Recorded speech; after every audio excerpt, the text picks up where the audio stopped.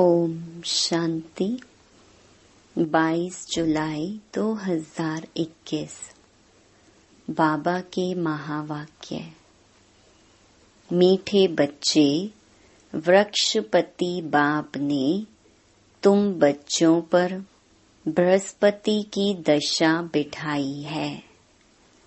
अभी तुम अविनाशी सुख की दुनिया में जा रही हो। प्रश्न: अविनाशी बृहस्पति की दशा किन बच्चों पर बैठती, उनकी निशानी क्या होगी? उत्तर: जो बच्चे जीते जी देह के सब संबंधों को त्याग अपने को आत्मा निश्चय करते, ऐसे निश्चय आत्मिक बुद्धि वाले बच्चों पर बृहस्पति की दशा बैठती है। उनके ही सुख का गायन है कि अतीन्द्रिय सुख गोप गोपियों से पूछो। उनकी खुशी कभी भी गुम नहीं हो सकती। गीत। ओम नमो शिवाय। ओम शांति। बच्चों ने बाप की महिमा सुनी। आज के दिन को कहा ही जाता है वृक्षपति डे, जिसको मिलाकर कहा है बृहस्पति। इनको ही गुरुवार भी कहा जाता है। न सिर्फ गुरुवार परंतु सत गुरुवार। बंगाल में बहुत मानते हैं। गाया जाता है मनुष्य सृष्टि का बीज रूप, इसीलिए वृक्षपति कहते हैं। बीज ठहरा तो पति भी ठहरा।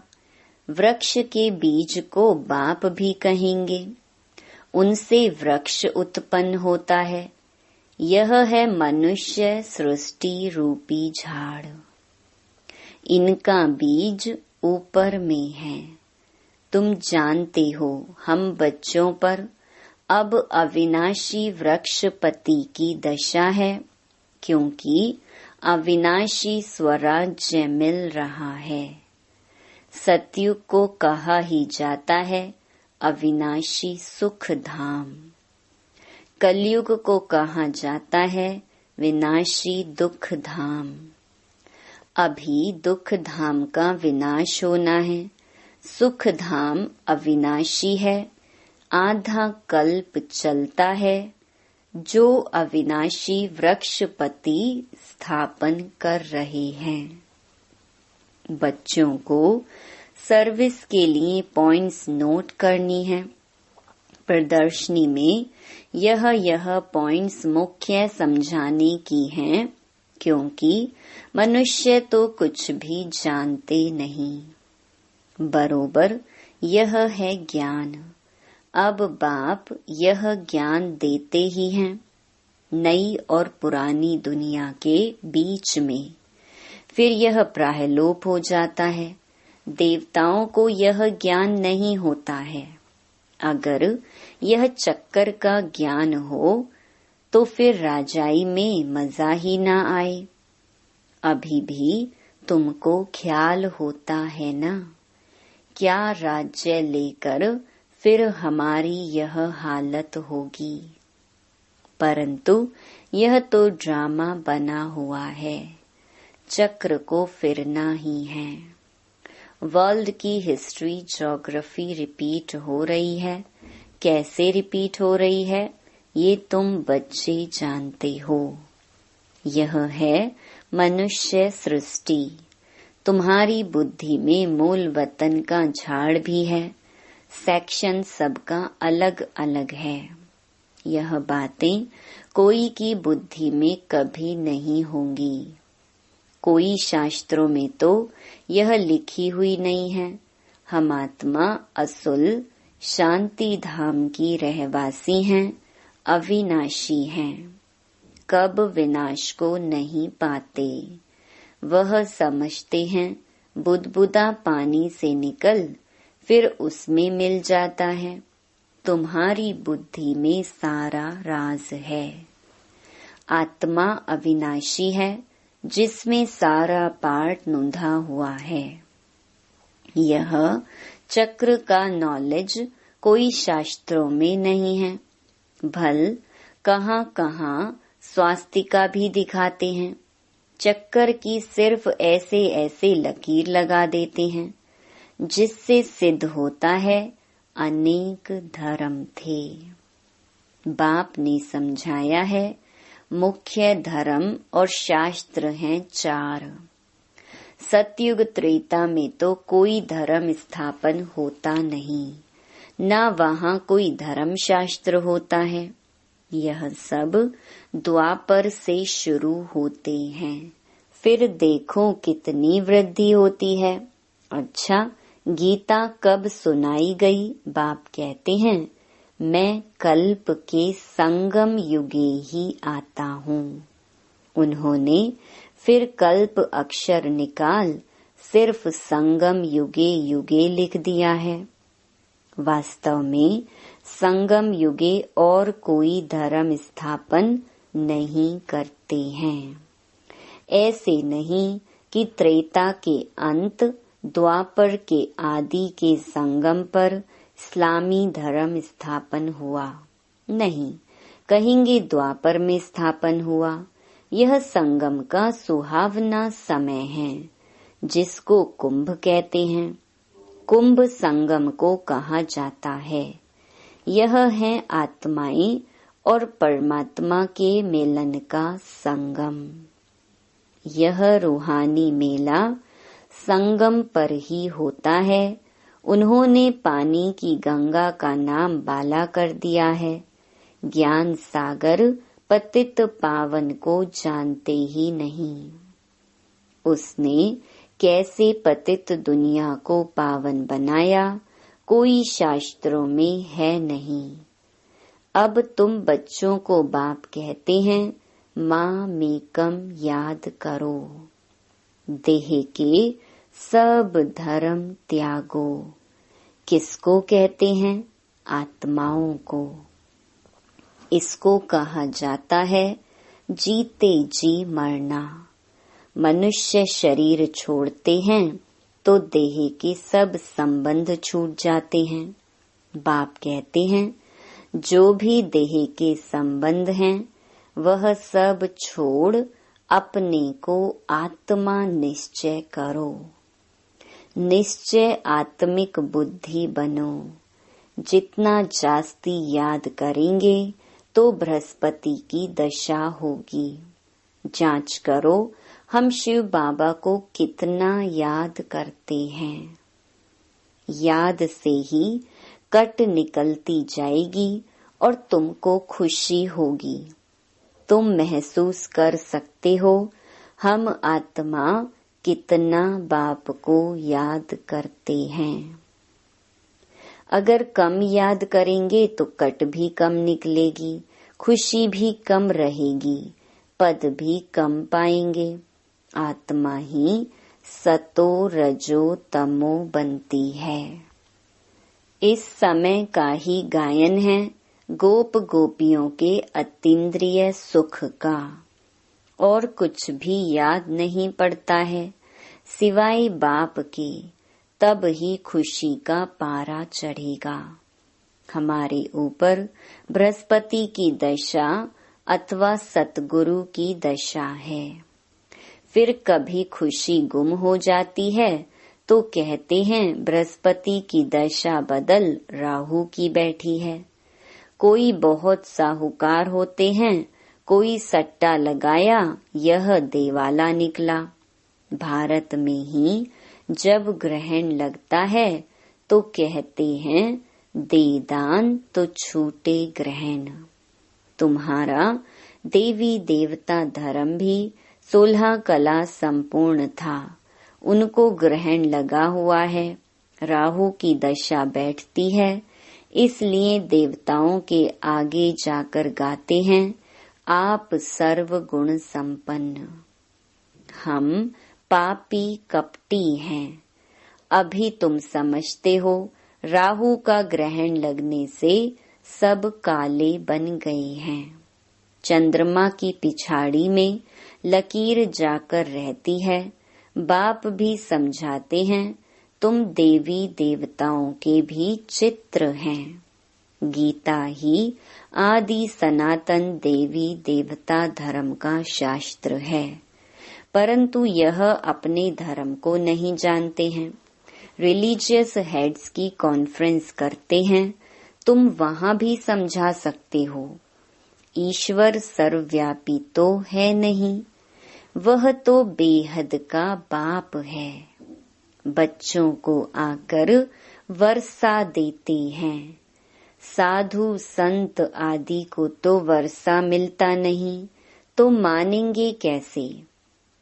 तुम बच्चों को ही वर्षा मिलता है। मुख्य बात है ही यह सिद्ध करने की कि ईश्वर सर्वव्यापी नहीं है। शिव जयंती होती है, शिव जयंती कहो अथवा रुद्र जयंती कहो। रुद्र यह ज्ञान यज्ञ रचते हैं, है तो शिव।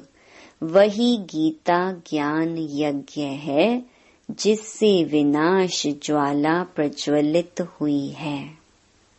प्रैक्टिकल में तुम देखते हो कैसे निराकार बाबा ने रुद्र ज्ञान यज्ञ रचा है। साकार तो कुछ कर ना सके, यह बेहद का यज्ञ है। इनमें सारी पुरानी दुनिया स्वाहा होनी है। बाकी तो वह सब हैं जिस्मानी यज्ञ। कितना रात दिन का फर्क है। बाप कहते हैं यह रुद्र ज्ञान यज्ञ है, विनाश भी होना है। तुम जब पास हो जाएंगे, पूरा योगी और ज्ञानी बन जाएंगे, तो फिर तुम्हारे लिए नई दुनिया स्वर्ग चाहिए। नरक का जरूर विनाश चाहिए। राजस्व अश्वमेध अक्षर भी ठीक है। घोड़े को स्वाहा करते हैं, वास्तव में है तुम्हारा यह रथ। एक दक्ष प्रजापति का भी यज्ञ रचते हैं, उनकी भी कहानी है। अभी तुम बच्चों को कितनी खुशी होनी चाहिए।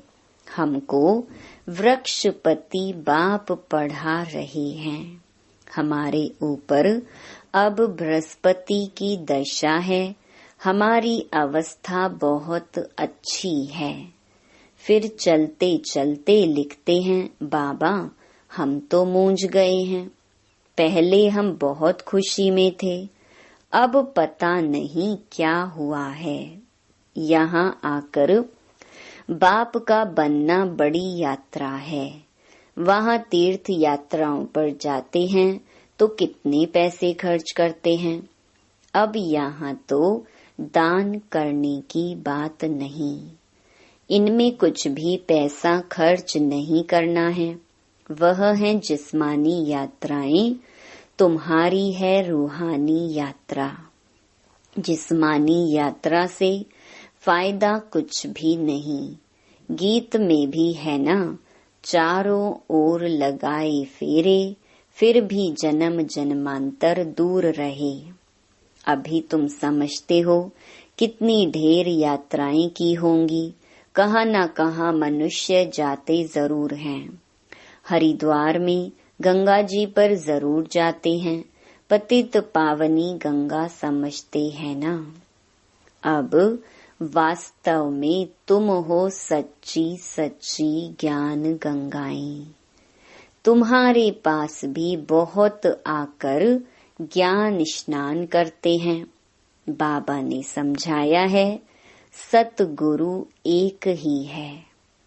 सर्व का सदगति दाता सिवाय एक सतगुरु के और कोई गुरु नहीं।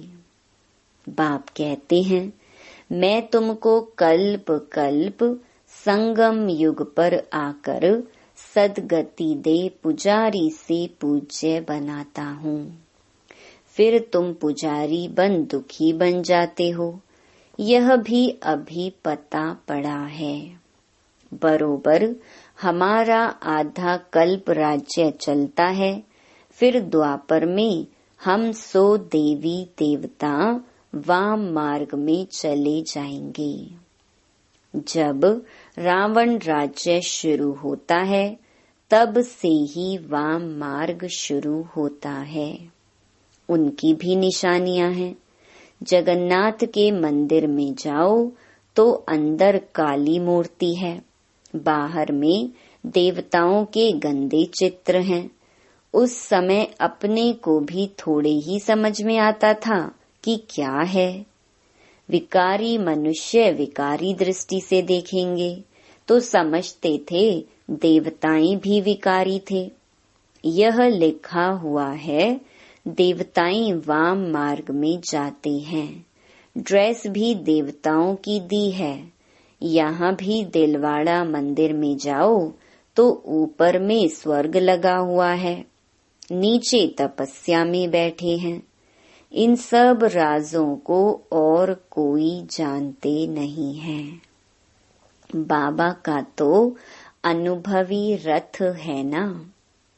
तुम बच्चे अब समझ रहे हो, आत्माएं और परमात्मा अलग रहे बहुकाल। तुम जो पहले अलग हुए हो, फिर तुम ही आकर पहले मिलते हो। सतयुग का फर्स्ट प्रिंस है श्री कृष्ण। कृष्ण का बाप भी तो होगा ना। कृष्ण के माँ बाप का इतना कुछ दिखाते नहीं हैं, सिर्फ दिखाते हैं माथे पर रखकर नदी से उस पार ले गया। राजाई आदि कुछ नहीं दिखाई है। उनके बाप की महिमा क्यों नहीं है? अब भी तुम जानते हो, इस समय कृष्ण की आत्मा ने अच्छी रीति पढ़ाई पढ़ी है, जिस कारण माँ बाप से भी ऊंच पद पाया है। तुम समझते हो, हम श्री कृष्ण की राजधानी में थे, स्वर्ग में तो थे ना। फिर हम चंद्रवंशी बने। अब फिर सूर्यवंशी बनने के लिए श्रीमत पर चल पावन बन पावन दुनिया के मालिक बनेंगे। हरेक अपनी अवस्था को देख सकते हो। अगर हम इस समय शरीर छोड़ दें तो किस गति को पाएंगे? हरेक समझ सकते हैं। जितना बाप को याद करेंगे उतने विकर्म विनाश होंगे। मनुष्य के ऊपर कोई आफतें व दुख आता है व देवाला निकालते हैं तो साधुओं का जाकर संग करते हैं। फिर मनुष्य समझते यह तो भगत आदमी है, ठगी थोड़े ही करेंगे। ऐसे ऐसे भी 2-4 वर्ष में बहुत धनवान हो जाते हैं। उन्हों के बहुत छिपे हुए पैसे होते हैं। हरेक अपनी बुद्धि से समझ सकते हैं। तुम्हारे में भी बहुत हैं जो बहुत कम याद करते हैं। इसीलिए बाबा कहते हैं, अपना कल्याण चाहते हो तो अपने पास नोट बुक रखो, चार्ट नोट करो। हम सारे दिन में कितना समय याद में रहे। मनुष्य तो सारी जीवन की भी हिस्ट्री लिखते हैं। तुमको तो सिर्फ याद का चार्ट लिखना है, अपनी ही उन्नति है। बाबा को याद नहीं करेंगे तो ऊंच पद पा नहीं सकेंगे। विकर्म विनाशी नहीं होंगे तो ऊंच पद कैसे पाएंगे? फिर सजाएं खानी पड़ेंगी। मोचरा जो नहीं खाएंगे तो पद अच्छा मिलेगा। मोचरा खाकर फिर कुछ थोड़ा बहुत पद पाना, वह क्या काम का? धर्मराज का मोचरा ना खाएं, बेइज्जती ना हो, यह पुरुषार्थ करना है। तुम देखते हो शिव बाबा बैठा रहता है, फिर धर्मराज भी है। तुमको सब साक्षात्कार कराते हैं, तुमने यह किया था, याद है? अब खाओ सजा। फिर उसी समय सजाएं उतनी ही खाते हैं जितनी जन्म जन्मांतर खाते हैं। पिछाड़ी में थोड़ा रोटी टुक्कड़ मिला, उससे क्या फायदा? मोचरा तो नहीं खाना चाहिए। अपनी अवस्था की जांच करनी है। जैसे पोता मेल निकालते हैं, कोई 6 मास का, कोई 12 मास का, कोई तो रोज का भी निकालते हैं। बाप कहते हैं तुम भी व्यापारी हो। कोई विरला व्यापारी बेहद के बाप से व्यापार करे। धन नहीं तो तन मन तो है ना। उनको शर्राफ भी कहते हैं, मट्टा सट्टा करते हैं ना। तुम तन मन धन देते हो, रिटर्न में 21 जन्म के लिए कितना वर्षा पाते हो। बाबा हम आपका हूँ, ऐसी युक्ति बताओ जो हमारी आत्मा और शरीर इन लक्ष्मी नारायण जैसा बन जाए। बाबा कहते हैं मैं तुमको कितना गोरा बनाता हूँ, एकदम रूप ही बदल देता हूँ। दूसरे जन्म में तुमको फर्स्ट क्लास शरीर मिलेगा। तुम वैकुंठ में भी देखते हो, तुम जानते हो यह मम्मा बाबा फिर लक्ष्मी नारायण बनेंगे। एम ऑब्जेक्ट भी दिखाते हैं। अब जो जितना पुरुषार्थ करे, अगर पुरुषार्थ पूरा नहीं करेंगे, धम चक्कर मचाएंगे तो अपना ही पद भ्रष्ट करेंगे। अच्छा, मीठे मीठे सिकी लधे बच्चों प्रति मात पिता बाप दादा का याद प्यार और गुड मॉर्निंग। रूहानी बाप की रूहानी बच्चों को नमस्ते। धारणा के लिए मुख्य सार। पहला, अपनी अवस्था की जांच स्वयं ही करनी है। अपने कल्याण के लिए डेली डायरी रखनी है, जिसमें याद का चार्ट नोट करना है। दूसरा, बेहद के बाप से सच्चा सच्चा व्यापार करना है। अपना तन मन धन बाप हवाले कर 21 जन्मों के लिए रिटर्न लेना है।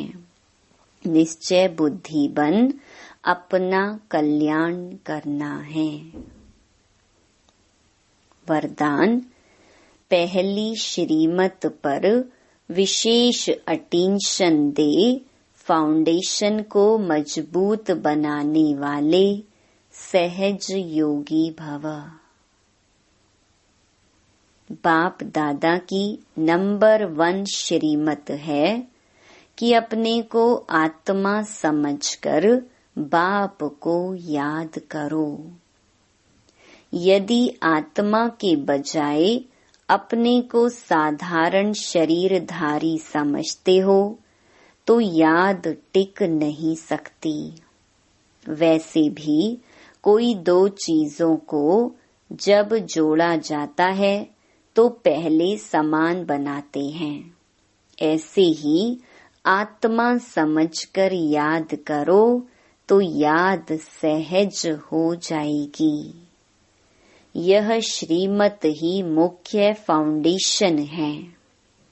इस बात पर बार बार अटेंशन दो तो सहज योगी बन जाएंगे। स्लोगन, कर्म आत्मा का दर्शन कराने वाला दर्पण है, इसलिए कर्म द्वारा शक्ति स्वरूप को प्रत्यक्ष करो। ओम शांति।